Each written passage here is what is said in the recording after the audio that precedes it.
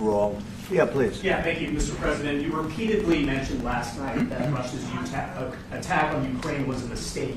What is the exact mistake? And have you given Putin a deadline to actually move toward a ceasefire? The mistake was letting the war happen.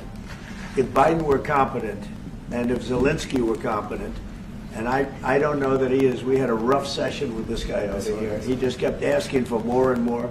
That war should have never been allowed to happen. That war, I went 4 years and Putin wouldn't even bring it up. And as soon as the election was rigged and I wasn't here, that war started. There was no way that war should have been allowed to happen.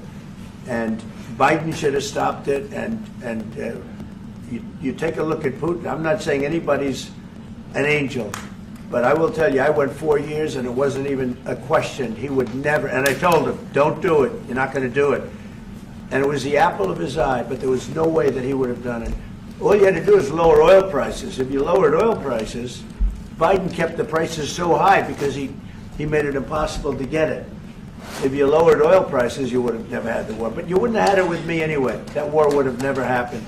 And I think it's a great abuse. So now what do? You get a country where 25% of its land is gone, and the best locations, where millions of people are killed. You know, you haven't reported accurately the death.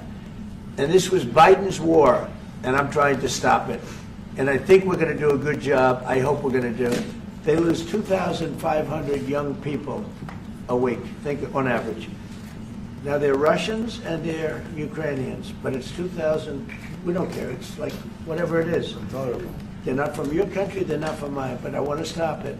2,500, it's a killing field. It's like the Civil War. You take a look. I look at the satellite pictures.